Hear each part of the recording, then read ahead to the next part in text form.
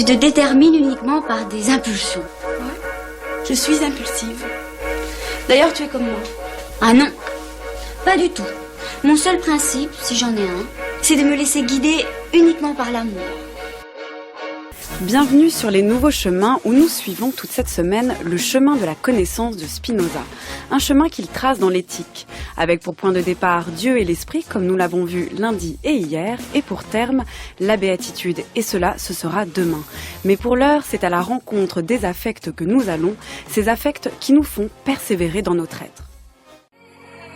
Et toute l'équipe des Nouveaux Chemins persévère elle aussi dans son être. Marianne Chassor, Antoine Ravon, Colomba Grossi, Lucie Tardy, David Pargamin, sans oublier bien sûr Adèle Van Rett, avec à la lecture des textes cette semaine Vincent Schmitt, à la réalisation Clément Baudet et à la prise de son aujourd'hui Édouard Rubinstein. Pour la plupart, ceux qui ont écrit des affects et de la façon de vivre des hommes semblent traiter non de choses naturelles qui suivent les lois communes de la nature, mais de choses qui sont hors de la nature. On dirait même qu'ils conçoivent l'homme dans la nature comme un empire dans un empire. Car ils croient que l'homme perturbe l'ordre de la nature plutôt qu'il ne le suit, qu'il a sur ses actions une absolue puissance et n'est déterminé par ailleurs que par lui-même. L'homme n'est pas comme un empire dans un empire. Voilà un des mots de Spinoza resté fameux et qui ouvre la troisième partie de l'éthique. Mais c'est aussi un mot qui a de quoi étonner quand on se trouve face à cette entreprise rationaliste censée nous conduire à la béatitude. Car qu'est-ce que l'homme, doit-on se dire, sinon une puissance absolue par sa raison? Qu'est-ce que l'homme, peut-on aussi se dire, sinon l'être capable de s'arracher à la nature et à ses affects? Mais voilà, Spinoza a de quoi nous étonner car l'homme peut vivre plus activement, plus adéquatement, plus puissamment dès lors qu'il suit son désir. Alors comment suivre son désir sans en être l'esclave? Eh bien, réponse dès maintenant avec Bernard Potra, que j'ai le plaisir de recevoir. Bernard Potra, philosophe, auteur d'Ethica Sexualis, Spinoza et l'amour, traducteur de l'éthique de Spinoza et qui a animé à l'ENS pendant ces 20 dernières années un séminaire consacré à une lecture suivie de l'éthique de Spinoza. Bonjour et bienvenue à vous. Bonjour et merci à vous de cette aimable invitation. J'en ai marre, je veux plus te voir. T'entends, je veux plus te voir, j'en ai marre de toi. J'en ai marre de ta sale tête. J'en ai marre de ton cinoche. Faut encore que je te revoie plus. Mais qu'est-ce qu'il y a? Qu'est-ce que je t'ai fait? Je t'ai rien fait. Oh, qu'est-ce que tu m'as fait en 5 ans? Je peux plus te supporter, je t'aime plus. Tu n'es plus ma raison de vivre. J'ai toujours su que jamais je pourrais vivre avec toi. Allez, viens, on va chez tes parents. Ah non, je veux pas que t'ailles voir mes parents. Ils doivent se supporter comme ça, ils te détestent, ils ont vu comment tu me traites. Ah oui, ils te montent le coup, hein, c'est comme Annie, ils ont jamais pu me piffer. Mais mes parents n'ont rien à voir là-dedans. Ils ont eu le courage de te supporter à chaque fois que tu venais les embêter. J'ai peur, j'en ai marre de toi, parce que j'ai peur. Je vais y aller tout de suite. Je veux revenir à ceux qui préfèrent maudire les affects et actions des hommes, ou en rire, plutôt que les comprendre. Ceux-là, sans aucun doute, trouveront étonnant que j'entreprenne de traiter les vices et inepties des hommes à la façon géométrique, et que je veuille démontrer de façon certaine ce qu'ils ne cessent de proclamer contraire à la raison vain, absurde et horrible. Mais voici ma raison. Rien ne se fait dans la nature que l'on puisse attribuer à un vice de celle-ci, car la nature est toujours la même, et a partout une seule et même vertu et puissance d'agir, c'est-à-dire les lois et règles de la nature, selon lesquelles tout se fait et passe d'une forme dans une autre, sont partout et toujours les mêmes. Et par suite, il ne doit y avoir également qu'une seule et même façon de comprendre la nature des choses, quelle qu'elle soit, à savoir par les lois et règles universelles de la nature. Et donc, les affects de haine, de colère, d'envie, etc., considérés en soi, suivent les uns des autres par la même nécessité et vertu de la nature que les autres singuliers.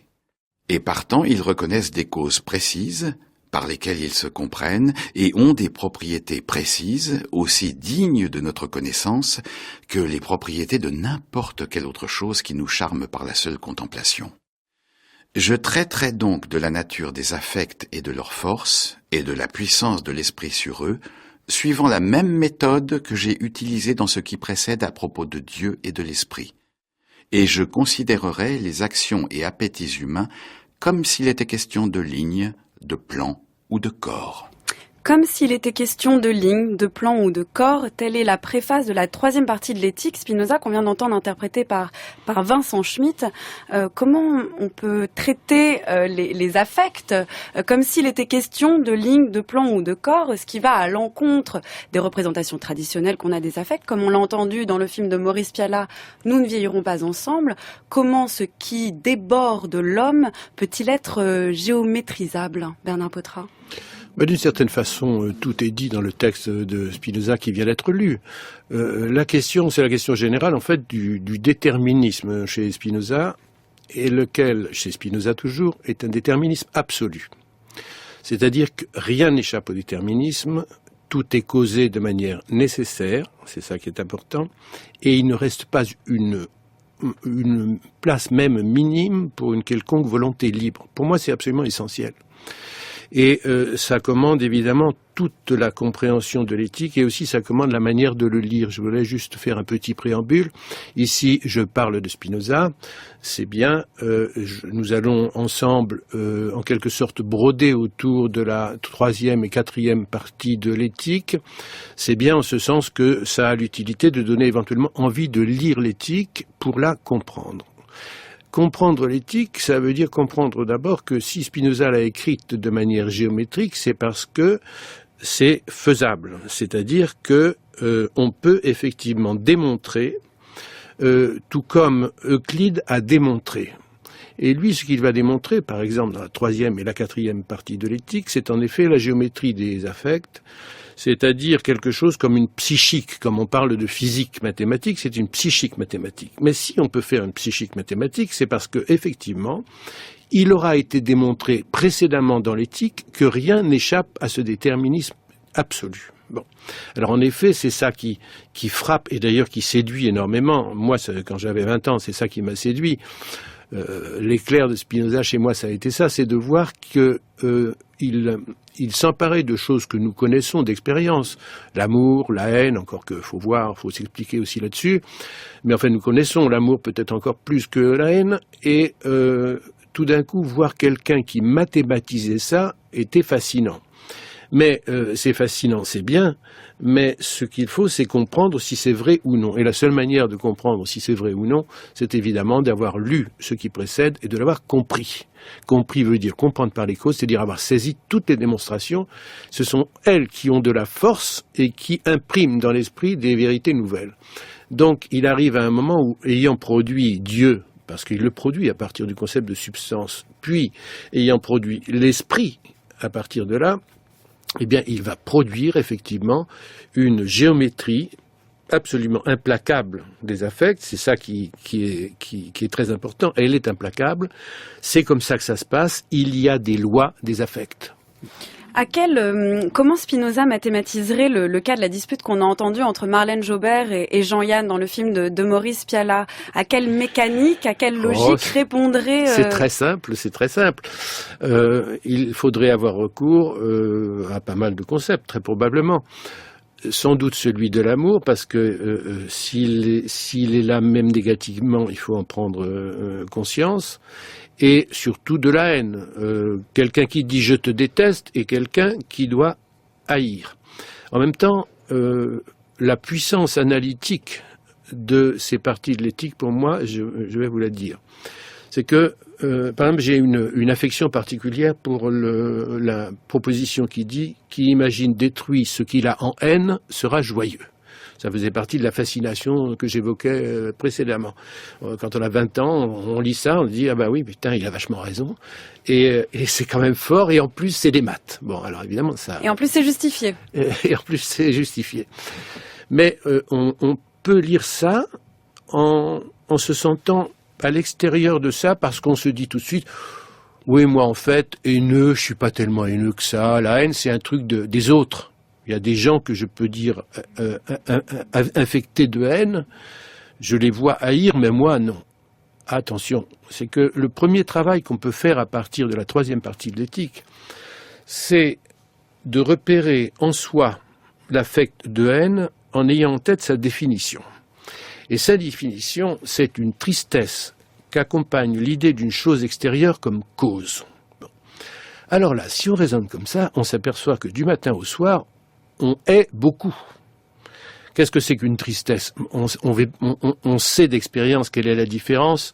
Par exemple, je rencontre quelqu'un que j'aime bien, je le vois, je suis joyeux, je suis content, pour dire les choses banalement. Si je vois quelqu'un dont la tête ne me revient pas pour une raison X, je suis pas content et il ne m'est pas non plus indifférent. Donc c'est là que va se nicher la tristesse, qui est un passage à une perfection moindre.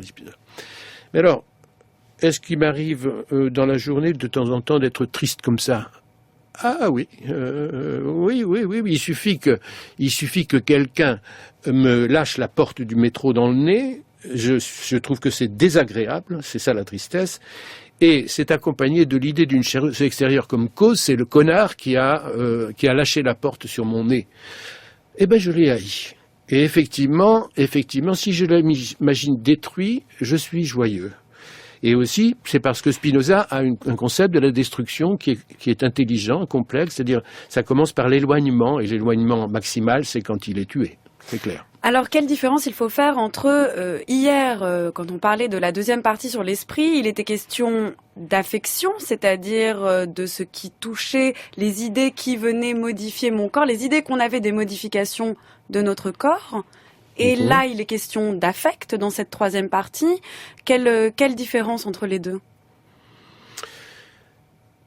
Eh bien, non, les affects sont des affections du corps et des idées de ces affections du corps. C'est-à-dire qu'il y a une forme de réflexivité sur les idées que nous avions de notre corps. Il y a des idées de notre corps. De toute façon, il démontre que nous avons non seulement l'idée de l'affection du corps, par exemple, cette porte m'est rentrée dans le nez, là, mon corps a été affecté, mon nez par une porte, mon esprit a été affecté par l'idée de la porte, l'idée du choc et l'idée surtout de mon nez qui a mal. Bon. Et non seulement j'ai l'idée j'ai mal, mais j'ai aussi l'idée que j'ai mal. C'est ça la réflexivité. Oui. Alors évidemment, toutes ces idées sont évidemment infectées là. D'un grand degré de fausseté parce qu'en fait, dans le premier moment, je me dis que c'est ce connard qui a lâché là, et qu'il l'a fait exprès. C'est-à-dire que c'est d'une volonté libre qu'il m'a fait ça. Et en fait, s'il l'a fait, c'est par nécessité. C'est ça le déterminisme absolu. Et c'est ça Dieu, si je peux me permettre. Donc ça voudrait dire que on évoluerait, on évoluerait en se disant la cause étant lui. Au départ, première réaction, on dirait c'est la faute de cette personne qui m'a mis la personne dans le visage. C'est lui la cause de ma douleur, de ma tristesse. Bien sûr. Et après réflexion, on se dit mais non, c'est par nécessité. C'est-à-dire le premier temps, c'est se dire c'est lui la cause libre. C'est-à-dire, c'est lui le point de départ de la chaîne. C'est ça qu'on se dit. C'est-à-dire qu'il y aurait chez les hommes un truc tout à fait extraordinaire, c'est ça dont il parle, qui ferait que lui se dit tiens, je vais faire ça. Non, il l'a fait parce qu'il n'a pas pu faire autrement. C'est-à-dire, on ne peut pas faire autrement qu'on ne fait. Tout son possible, on le fait. Proposition 9. L'esprit, en tant qu'il a tant des idées claires et distinctes que des idées confuses, s'efforce de persévérer dans son être pour une certaine durée indéfinie, et est conscient de cet effort qu'il fait. Scoli. Cet effort, quand on le rapporte à l'esprit seul, s'appelle volonté, mais quand on le rapporte à la fois à l'esprit et au corps, on le nomme appétit, et il n'est partant rien d'autre que l'essence même de l'homme, de la nature de qui suivent nécessairement les actes qui servent à sa conservation. Et par suite, l'homme est déterminé à les faire. Ensuite, entre l'appétit et le désir, il n'y a pas de différence, sinon que le désir se rapporte généralement aux hommes, en tant qu'ils sont conscients de leurs appétits. Et c'est pourquoi on peut le définir ainsi, le désir est l'appétit avec la conscience de l'appétit. Il ressort donc de tout cela que, quand nous nous efforçons à une chose, quand nous la voulons, ou aspirons à elle, ou la désirons, ce n'est jamais parce que nous jugeons qu'elle est bonne. Mais au contraire, si nous jugeons qu'une chose est bonne, c'est précisément parce que nous nous y efforçons, nous la voulons, ou aspirons à elle, ou la désirons. Ah, my favorite subject. I think a man can keep on drinking for centuries. He'll never die, especially wine and beer. Be an alcoholic. If you got to be anything, be an alcoholic. Alcoholism, alcohol gives you the release of the dream without the deadness of drugs, you know. You can come back down. You have your hangover to face. That's the tough part. You get over it, you do your job, you come back, you drink again. I'm all for alcohol, I'll tell you. It's the thing. Bernard Peutrin, on vient d'entendre la voix de Charles Bukowski qui va nous permettre d'interroger Spinoza et puis notamment ce texte, donc toujours dans la troisième partie de l'éthique interprété par Vincent Schmitt, c'est la proposition 9 Escoli. On y entend la fameuse définition du conatus en fait que Spinoza a donnée à la proposition 6, mais là qu'il précise. Le conatus, c'est donc ce désir qui nous mène vers des choses non pas parce qu'elles sont bonnes, mais c'est notre désir qui les rend bonnes parce qu'on tend vers elles et qu'elles nous permettent de persévérer dans notre être. Alors là, Bukowski intervient parce qu'on se demande, par exemple, le fait d'aimer boire, le fait d'aimer fumer, a priori, ne nous fait pas véritablement persévérer dans notre être, et pourtant on tend vers elles. Comment articuler l'idée que notre désir définisse à la fois les choses comme bonnes, et qu'en même temps, on peut aussi tendre vers des choses qui sont objectivement mauvaises ? Ça, c'est un vaste et très intéressant problème qui est celui des joies passives. Comme vous savez sans doute, Spinoza est populaire en quelque sorte et à la mode parce que c'est un philosophe de la joie. On dit la joie, la joie. Bon, c'est bien beau tout ça, mais c'est pas du tout la joie, la joie. C'est-à-dire qu'il y a des joies qui sont en principe le passage à une perfection plus grande, qui sont en vérité mauvaises. Alors comment expliquer ça ? Vous avez tout à fait raison. Et l'exemple de l'alcoolisme est extrêmement bien choisi. J'ai moi-même souvent glosé sur cette histoire de l'ivrogne qui est affectée donc de l'affect d'ivrognerie, qui est le désir immodéré ou même l'amour, dit Spinoza, de la boisson. Je viens de citer sa définition. Alors, comment expliquer ça ? Eh bien, c'est que dans tous ces phénomènes de joie passive, il se passe que le corps se trouve en quelque sorte envahi et colonisé par une de ses parties. C'est-à-dire, il y a des parties du corps qui trouvent de la joie dans la boisson et qui persévèrent dans cet effort. Parce qu'il faut bien voir que si chaque chose en tant qu'il est en elle s'efforce de persévérer dans son être, c'est bien chaque chose. Et il faut savoir que le corps humain est composé d'un très grand nombre de corps très différents les uns des autres. C'est ce qu'il expose dans la deuxième partie avec cette théorie du corps. Et c'est vraiment pour lui très important, c'est-à-dire que ce qu'il faut, c'est que le corps soit harmonieusement développé et qu'il n'y ait pas donc de parties qui, en quelque sorte, prennent le pouvoir et ne visent que sa propre utilité. Et ce qui se passe dans ce phénomène, c'est très clair, c'est que l'ivrogne boit la bouteille, mais en vérité, c'est la bouteille qui le boit. C'est-à-dire qu'il devient esclave de la chose extérieure. C'est ça qui se passe. Et donc, c'est d'ailleurs le grand problème de Spinoza que de trouver le moyen pour en finir, en particulier avec ces joies passives, parce que elles sont beaucoup plus traîtresses, si j'ose dire, que les tristesses, parce que les tristesses, on tente à les éviter. Tandis que cette joie-là, on tend au contraire à la multiplier, à la rechercher. Et c'est d'ailleurs ça qui fondait entièrement, je dois dire, le travail que j'avais fait sur la question de l'amour. Je passe très rapidement là-dessus. Mais c'est qu'effectivement, il y a un problème de l'amour chez Spinoza parce qu'il y a un problème du sexe. Et il explique bien que ça se rapproche évidemment du chatouillement. Et le chatouillement veut dire qu'une partie est plus titillée donc que les autres. Elle est plus affectée que les autres. Et ce plus affecté fait qu'elle prend le pouvoir.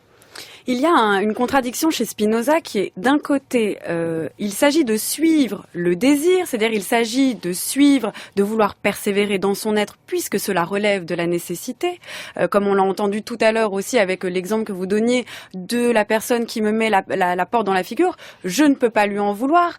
La nécessité était telle qu'il fallait que j'ai cette porte dans la figure. Oui. Mais d'un autre côté, toute son entreprise de l'éthique est quand même une entreprise, on va dire, de libération, c'est-à-dire au début de la partie 4 dont on va parler tout à l'heure, il dit bien qu'il condamne la servitude qu'on a à l'égard des affects. Alors, comment à la fois suivre ce désir, se ranger du côté de la nécessité et en même temps lutter contre la servitude qu'on peut avoir à l'égard de ces affects? Je crois que le problème vient du fait que vous utilisez cette façon de dire qui est suivre le désir qui, à moi, ne me convient pas du tout. C'est-à-dire, il ne s'agit pas de suivre le désir. Nous le suivons. Effectivement, de fait, nous suivons le désir qui est le plus fort. On est d'accord. C'est-à-dire, effectivement, chez l'ivrogne, le désir le plus fort est le désir de boire, et ça le prend le matin, et ça le quitte très tard le soir, et même la nuit. Donc, voilà. Donc, il suit son désir. Mais c'est pas, justement, ça n'est en aucun cas une libération du désir, au sens où c'est le désir qui est captif, et que la bonne règle de vie, c'est le libérer et le suivre. Il faut surtout pas suivre n'importe quel désir, et il fera bien la distinction, ensuite, dans l'appendice, par exemple, le début de l'appendice de la 4e partie, entre les désirs qui sont bons et les désirs qui sont pas bons, c'est-à-dire qui sont mauvais. Étant entendu que bon, c'est ce que nous savons avec certitude nous être utile. C'est-à-dire ce qu'il aura démontré dans la 4e partie être utile. Voilà. Et donc, il faut trouver une méthode, et la méthode, c'est la lecture de l'éthique en tant que nous emmagasinons au fur et à mesure des choses qui s'ancrent en nous comme vérité, et qui vont modifier complètement notre façon de voir le monde, d'ailleurs. Je vous signale quand même que dès lors que vous vous dites que tous les actes, tout ce que vous voyez tout le film dans lequel nous vivons est un film où toute chose est nécessaire, ça change totalement votre vision du monde. Ça, oui, mais est-ce qu'on peut très bien aussi abandonner, décider de ne rien faire puisque tout est nécessaire? Non. Oui, alors ça, c'est l'argument qu'on a opposé assez tôt à Spinoza, du fatalisme, du ceci, du cela. Oui, non, pas du tout. Pas du tout. Il est évident que, par exemple, je reprends ma porte de métro, je peux me dire que peut-être c'est un défaut d'éducation. Bon. Alors ça éveille en moi le désir de participer à l'éducation, aux bonnes mœurs. C'est-à-dire on tient la porte. Bon, ça a l'air ridicule, mais ça a une extension beaucoup plus large que ça, bien entendu. Beaucoup plus large. Et par exemple, parce que j'aime durcir le débat, parce qu'il y a que là que ça devient intéressant. Bon, je prends toujours avec joie Hitler, parce que c'est pédagogique. Hitler, évidemment, est un assassin de masse, n'est-ce pas? Mais Hitler, il est nécessaire, il a été nécessaire. Ça n'a pas pu être autrement. C'est ça le déterminisme. Ça n'a pas pu être autrement. Donc on peut déplorer que ça n'ait pas pu être autrement. Eh bien, ce type de considération n'amène pas au fatalisme, mais au contraire à se dire il faut travailler à faire en sorte que les conditions ne soient pas réunies pour qu'apparaisse un assassin de masse, un autre, un nouveau. Et si la nécessité le veut, qu'est-ce qu'on peut préparer? Donc c'est militant, en fait. C'est un système rationaliste qui a pour fonction d'éveiller en nous des affects qui soient rationnels. C'est là que nous serons libres. C'est quand nous agirons seulement selon des affects rationnels, c'est-à-dire selon l'intelligence. Et les affects rationnels, c'est démontré dans la 4e partie de l'éthique, lesquels ils sont. C'est des affects qui sont des actions et pas des passions, où on ne dépend pas de l'extérieur. Donc, il faut se former en quelque sorte à la lecture de l'éthique. Et à ce moment-là, une fois formé, véritablement, il y a une dimension, je dirais, militante, parce que l'homme qui vit sous la conduite de la raison, il veut propager cette façon de vivre, ce modèle de la vie humaine. Ça a été le comment dirais-je, le moteur de Spinoza. C'est-à-dire faire en sorte que se multiplient, en somme, les êtres qui vivent sous la conduite de la raison, pour une raison simple, c'est qu'à son avis, et il le démontre, les hommes conviennent totalement en nature si et seulement si ils vivent sous la conduite de la raison. En fait, en disant cela, Spinoza minimise, on l'a entendu aussi dans le texte, l'idée de volonté comme décret, comme toute puissance de l'homme qui en ferait un empire dans un empire. Mais en fait, si je comprends bien, la raison en fait lui permet de déplacer les hommes non plus du côté des effets, du côté des conséquences, du côté d'un finalisme en fait, mais du côté des causes, et ce qui leur permettrait en fait de pouvoir peut-être prévoir, c'est-à-dire préparer, éduquer. Est-ce que c'est ça, en fait, le déplacement qu'opère l'éthique dans la perception des hommes par rapport à leur environnement ? Mais je reviens à la charge sur mon point, c'est que, à mon avis, le déplacement essentiel qu'opère l'éthique, c'est qu'il modifie son lecteur. C'est-à-dire, c'est quelqu'un qui lit les démonstrations, en est convaincu, et ça change entièrement sa façon, non seulement de penser, mais de vivre. C'est-à-dire que moi, je pousse à fond l'histoire des éléments d'Euclide. C'est-à-dire que c'est bien beau de savoir que la somme des 3 angles d'un triangle est égale à 2 droits. Mais pour Spinoza, on n'a encore rien compris quand on a dit ça, parce qu'on récite seulement. Il faut avoir fait la démonstration. Et une fois qu'on a fait la démonstration, on est changé parce qu'on a acquis une vérité. Et là, c'est pareil. Lui, il se situe à ce niveau-là. Donc effectivement, il s'agit de devenir intelligent, mais devenir intelligent, ça commence par ceci, que il faut comprendre par les causes, et c'est là que, évidemment, des bonnes volontés commencent à se révolter en disant « Ah oui, mais si vous comprenez, alors vous êtes en train d'excuser. » On a entendu ça dans une bouche connue il y a peu de temps. C'est idiot. C'est vraiment carrément stupide. C'est pas parce qu'on comprend comment la pierre tombe que on va dire « Ah ben ça va très bien qu'elle me tombe sur la tête ». C'est extrêmement stupide.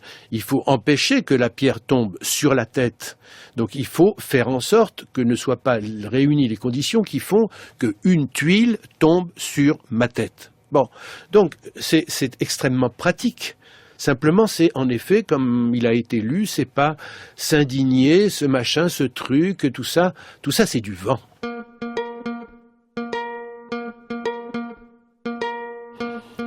Des hommes différents peuvent être affectés par un seul et même objet de manière différente. Et un seul et même homme peut être affecté par un seul et même objet de manière différente à des moments différents. Il peut se faire que ce qu'aime l'un, l'autre l'ait en haine, et que ce que craint l'un, l'autre ne le craigne pas, et qu'un seul et même homme se trouve maintenant aimer ce qu'auparavant il a eu en haine, et qu'il ose maintenant ce qui auparavant lui a fait peur, etc. Ensuite, comme chacun juge selon son affect de ce qui est bon, de ce qui est mauvais, de ce qui est meilleur et de ce qui est pire, il suit que les hommes peuvent différer autant par le jugement que par l'affect. Et de là vient que quand nous comparons les hommes entre eux, nous les distinguons par la seule différence d'affect, et que nous appelons les uns intrépides et d'autres peureux et d'autres enfin d'un autre nom. À cause de cette nature de l'homme et de l'inconstance de son jugement, et aussi parce que l'homme juge souvent des choses d'après le seul affect, nous concevons aisément que l'homme peut souvent être en cause tant dans le fait d'être attristé que dans celui d'être joyeux, autrement dit dans le fait d'être affecté tant de tristesse que de joie, et ce accompagné de l'idée de lui-même comme cause, et par suite nous comprenons aisément ce qu'est le repentir et ce qu'est la satisfaction de soi. Bernard Potra, je viens de lire un passage de la proposition 51 et Scoli, toujours de la 3e partie de l'éthique. Alors il faut le souligner quand même, cette 3e partie est assez agréable à lire parce que c'est toute une galerie de caractères, de portraits. Alors il y a l'intrépide, le peureux, mais il y a aussi le mélancolique, l'ivrogne dont vous avez parlé. Et ce qui est intéressant, c'est qu'au milieu de cette galerie de portraits, de cette diversité et subjectivité des affects, ressort quand même deux affects dont vous avez parlé, qui sont la joie et la tristesse. On dirait que Spinoza dégage un modèle de la nature humaine polarisé autour de ces deux affects. Est-ce que vous pouvez nous dire quel rôle ont ces deux affects dans le modèle de la nature humaine que donne Spinoza ? Il est polarisé autour de 3 affects qui sont les 3 affects primitifs, à savoir le désir, la joie et la tristesse.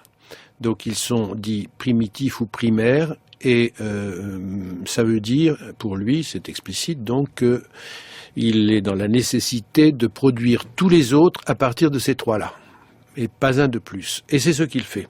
Alors effectivement, c'est magnifique de le voir faire, parce que c'est quand même un esprit d'une très grande intelligence, je crois qu'on peut le dire. On a du mal à le lire, mais il a dû avoir du mal à l'écrire, quand même. Mais il a écrit sur plus d'une dizaine d'années. Oui, très longtemps. Et donc, à partir de là, il produit tous les autres affects, ce qui donne en effet lieu, comme vous le dites très justement, à toute cette galerie de portraits. C'est très agréable à lire de ce point de vue-là. Ça se trouve généralement dans les scolies.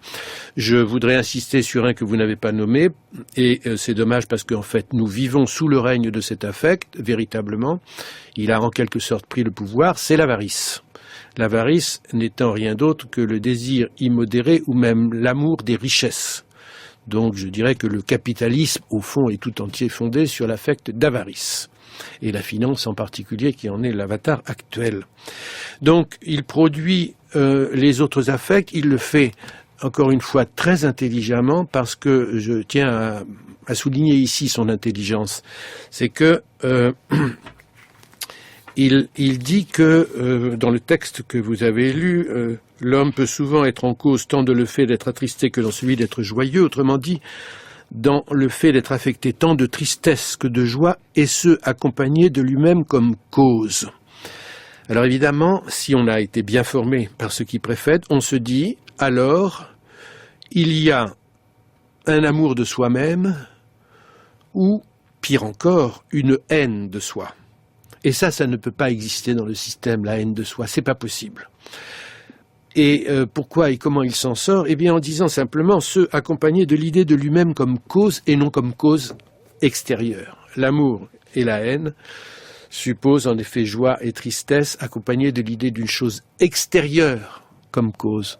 Donc c'est très astucieusement fait, comme vous voulez, pour échapper à cette chose qui serait catastrophique pour l'ensemble du système s'il pouvait y avoir de la haine de soi, une pulsion de mort, de sa propre mort, etc. Bien. Mais c'est pourtant ce qui a lieu. Je sais que Spinoza en parle et qu'il l'évacue, mais il y a la question du suicide, et la haine de soi est quelque chose oui. que l'on... Non, justement pas, parce que on ne se suicide jamais. C'est ça qu'il explique dans le Scoli où il est question du suicide. On est toujours tué. C'est-à-dire que la destruction vient toujours de l'extérieur. D'une cause extérieure et donc... C'est une cause extérieure. Et si c'est par maladie, eh bien c'est parce qu'une chose sera venue de l'extérieur perturber l'équilibre du corps qui ne demande qu'à persévérer dans son être, en vérité. Donc, il ne peut pas y avoir dans une chose, le germe de sa destruction. Et là, il y a des propositions explicites sur la question. D'où le conatus et cet effort à persévérer sans cesse dans son être. Et donc, évidemment, on rencontre beaucoup de choses qui, d'une certaine manière, veulent notre mort. La bouteille veut ma mort si je la désire. Bien sûr qu'elle veut ma mort. Et donc, l'intérêt de la raison, c'est précisément de déterminer ce qui est, par exemple, la modération dans le désir de l'argent, par exemple, ou dans tous les affects qui sont dans la même liste où il y a l'ivrognerie, etc., et qui sont au nombre de 5, si mon souvenir est bon. Donc, apprendre la modération, apprendre donc ce qui est bon pour moi, pour que, effectivement, je persévère dans mon être. Le problème, c'est que le désir que j'ai de persévérer dans mon être, il se trompe d'objet. C'est ça le problème. Je me trompe de désir. Donc il s'agit de le réorienter. Et si je me trompe de désir, j'y suis pour rien. C'est pas la volonté, ah ben tu peux quand même bien t'en empêcher de boire. Non, je peux pas. Et c'est pareil pour le reste. Et en effet, c'est une rectification. Et là où j'y suis pour quelque chose, c'est justement de vouloir le rectifier. Oui, mais ce vouloir ne va venir que du fait que je suis déterminé à le vouloir. Et c'est pour ça que je fais une grande différence entre, disons, un sermon ou un prêche, où on me prêche la vertu, et un traité de mathématiques où on me démontre la vertu. C'est la différence entre l'éthique et la morale, et on peut dire que la joie et la tristesse ne se substituent en rien chez Spinoza au bien et au mal. C'est-à-dire que forcément, le bien et le mal, c'est le bon et le mauvais. Donc, évidemment, normalement, c'est-à-dire tant qu'on n'est pas devenu intelligent, c'est-à-dire en voie de sagesse, en quelque sorte, on est mené par l'affect, et l'affect, il est inintelligent, a priori, et c'est lui qui juge, c'est lui qui trie. On l'a bien vu, c'est-à-dire effectivement, c'est pas parce que la chose est bonne que je la désire donc elle est bonne. Bon, elle est bonne, et je vais raconter à tout le monde qu'elle est bonne. Bien. Et puis, je vais la vouloir, la redésirer, etc., parce qu'il y a un principe de répétition, forcément. Donc, la rectification, c'est ça, c'est substituer à des désirs qui sont mauvais, effectivement, c'est mal, mais c'est pas mal au sens moral du terme, c'est mal parce que ça me fait du mal, c'est tout. Et d'ailleurs, haïr quelqu'un, c'est se faire du mal à soi. Ça, c'est clair, parce que c'est une tristesse. C'est une tristesse, donc je me fais du mal. Et le texte que vous avez lu, qui se terminait par le repentir, quoi, qu'est-ce que c'est ce type? Il dit qu'il ne faut pas se repentir. À quoi ça sert, le repentir? Telle est vraiment la question. À quoi ça sert? On veut entendre les mots « Ah, je me repens ». Mais le repentir est une tristesse. Agis bien, agis pour réparer ce que tu as mal fait, par exemple, mais il ne s'agit pas de se repentir. Quel est le sens de ça? C'est se vouloir du mal, c'est se faire du mal. À partir de quel moment, Bernard Potra, peut-on dire que l'on est joyeux comme le souhaite Spinoza? Qu'est-ce qui caractérise la joie? Est-ce que c'est d'être sautillant, de rigoler, Non, justement pas. C'est ça le grand malentendu qu'il y a en faisant purement et simplement de Spinoza le philosophe de la joie.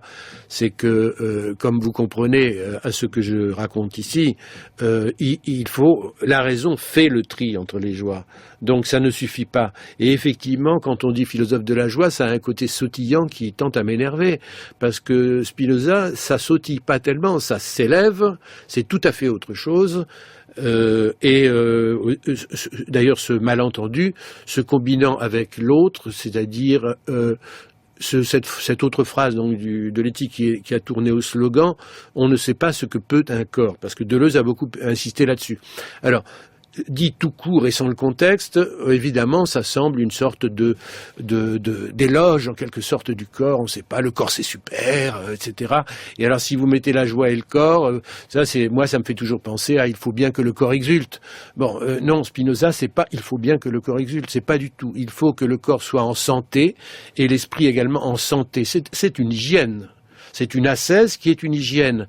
Et alors, en disant ça, je ne veux pas non plus qu'on me renvoie à la figure « Ah oui, mais vous faites de Spinoza un ascète, une pensée ascétique. » Il est contre l'idéal ascétique, parce que Nietzsche s'en mêle dans l'arrière-pensée des gens qui parlent de ça.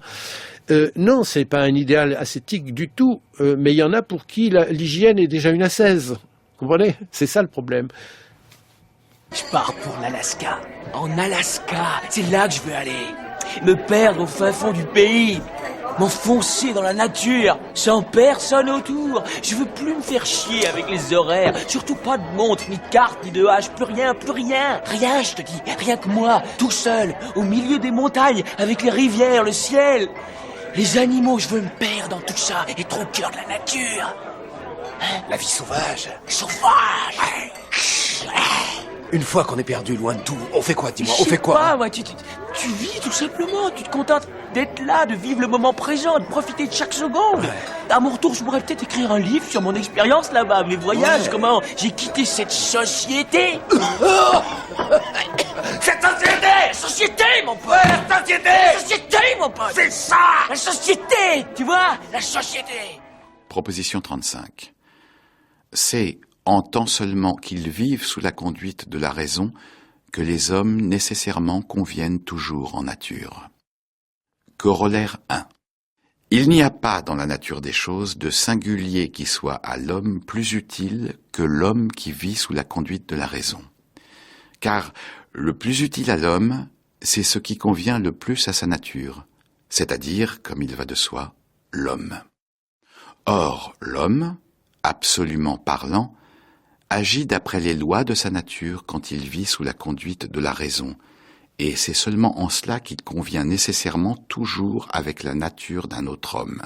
Donc il n'y a parmi les choses singulières rien de plus utile à l'homme que l'homme. Scoli.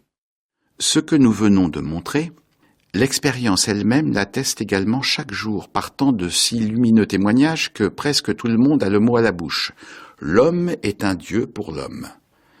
Et pourtant, il est rare que les hommes vivent sous la conduite de la raison, mais c'est qu'ils ont été disposés de telle sorte qu'ils sont pour la plupart envieux et pénibles les uns aux autres. Et néanmoins, ils ne peuvent guère passer toute leur vie tout seuls, si bien que la définition qui dit que l'homme est un animal social a tout à fait souri à la plupart d'entre eux. Et en vérité, la chose est telle que, de la société commune des hommes, il naît bien plus de commodité que de dommages.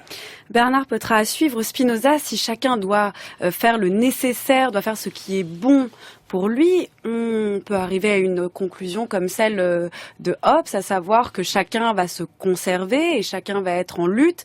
L'homme serait un loup pour l'homme, et pas du tout, en fait. Dans l'éthique de Spinoza, le texte qu'on a entendu interpréter par Vincent Schmitt, c'est la partie 4, proposition 35. Au contraire, Spinoza affirme l'homme est un dieu pour l'homme, et de là, il postule non pas un individualisme, mais au contraire un besoin, l'idée que l'homme est un animal social, ce qui va à l'encontre d'ailleurs de l'extrait qu'on a entendu, un extrait du film Into the Wild, où là pour le coup on a aussi quelqu'un qui, s'il fait ce qui est bon pour lui, désire vivre à l'écart de la société. Est-ce que cette dimension politique de l'éthique est si facile que ça à comprendre, Bernard Peutrat ? À propos de la vie dans les bois, bien sûr, je pense toujours à Walden ou La vie dans les bois de Thoreau, parce qu'il y a un Scoli de Spinoza où il explique justement que la vie de solitaire n'est pas la vie rationnelle, parce que justement, rien n'est plus utile à l'homme que l'homme, et que, en plus, détail que j'adore, on risque de se mettre à imiter les affects des animaux. Parce que, évidemment, il y a un principe d'imitation des affects, et dès lors que le solitaire va imaginer que l'ours et son semblable, qu'ils sont tous les deux là, deux vivants, il risque d'imiter les affects de l'ours. Bon, et tant qu'à imiter des affects, il vaut mieux imiter les affects des hommes, mais des hommes qui vivent sous la conduite de la raison. Et pour ce faire, il faut en rencontrer un, et à ce moment-là, on va l'imiter. Donc, la dimension politique, c'est simple, c'est que, d'une part, en effet, l'homme a besoin des hommes. C'est-à-dire que la puissance d'un individu singulier est très faible, et que la vie est difficile sans l'aide d'un autre. Je prends toujours le même exemple, j'ai toujours pris le même exemple. Vous avez un chemin, une seule route, là il y a une grosse pierre qui vous barre le chemin, vous désirez vraiment aller de l'autre côté, si vous êtes seul, vous êtes cuit. S'il y en a un deuxième et que lui aussi, par ailleurs, veut aller aussi de l'autre côté, eh bien, vous allez vous aider et vous arriverez à deux peut-être à déplacer la pierre. Donc ça, c'est irremplaçable. C'est ça qu'il pense, et qu'effectivement, en l'occurrence, on est plus facilement aidé par un homme que par un chat. Par exemple. Il y a peut-être des cas où on est plus facilement aidé par un chat que par un homme. C'est-à-dire, si effectivement il s'agit de se débarrasser d'un rat, peut-être que nous allons concourir, le chat et moi, à la même chose, et la puissance se trouve augmentée. Mais l'homme étant doué d'un tas de capacités, il est clair que c'est très utile à l'homme d'avoir à proximité d'autres hommes. Seulement, quand les groupes humains se forment, le problème c'est que chacun, pour Spinoza, il ne fait aucun doute que la majorité d'une collectivité est faite de stulti, c'est-à-dire d'insensés ou de sots, c'est-à-dire des gens qui ne sont pas encore intelligents, c'est-à-dire qui n'ont pas une conduite rationnelle. Bon, donc chacun est mené par son désir. Bien. Et effectivement, à ce moment-là, c'est la guerre de tous contre tous. D'autant que tous les dispositifs sont là pour ça, puisqu'il aura été démontré que, par exemple, dès lors, ça a été démontré dans la troisième partie, dès lors que quelqu'un désire une chose, moi, je la désire aussi justement par imitation. Donc il y a un principe, en quelque sorte, de concurrence qui est absolument originaire. Donc c'est terrible. Ça va très vite tourner à la guerre de tous contre tous. Donc c'est ça que dit Hobbes, qui lui conclut par l'idée qu'il faut un régime en quelque sorte autoritaire, une monarchie essentiellement autoritaire. Bon. Spinoza va aller dans un autre sens. Il pense qu'il faut créer une collectivité d'hommes rationnels qui vont toujours convenir en nature, et comme les stulti demeureront toujours majoritaires, alors il va falloir créer un système politique, c'est-à-dire avec un imperium, avec un pouvoir, qui soit un pouvoir intelligent, c'est-à-dire qu'il soit inspiré par ceux qui vivent sous la conduite de la raison, autrement dit une constitution rationnelle. Ce qui voudrait dire que l'entreprise de l'éthique, je vous coupe, ne s'adresse pas à tous en fait. C'est là où Spinoza est peut-être un peu ambigu. Il n'est pas ambigu, il le sait. Il le sait, et il le sait à tous égards. C'est-à-dire qu'il sait bien que la voie du salut qu'il propose, qui est une voie dont ses amis et préfaciers des œuvres posthumes diront que c'est la voie pure intellectuelle, cette voie pure intellectuelle qui consiste à se faire former par cette géométrie-là, par ces éléments d'Euclide-là qui sont les éléments de Spinoza, ceux-là seront forcément en petit nombre. Il le dit lui-même, d'ailleurs Spinoza, il faut que beaucoup de conditions soient réunies. Il faut déjà être instruit, il faut avoir fait de la logique, il faut avoir fait un certain nombre de choses comme ça. Et le problème est le même dans la religion, donc il y a une autre voie du salut, c'est une religion qui est une religion nationale, dont il a posé les linéaments, et à laquelle on dira qu'il faut obéir.